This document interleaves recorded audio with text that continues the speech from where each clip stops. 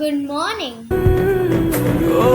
இடியடித்தும் மழையடித்தும் அசையாமல் நின்றிருந்தோம்.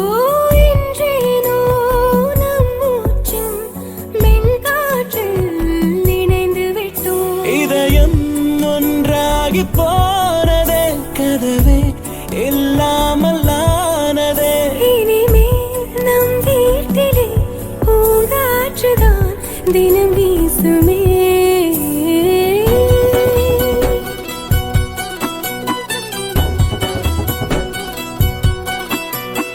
ஒரு பாதி கதவு நீயடி, மறு பாதி கதவு நானடி.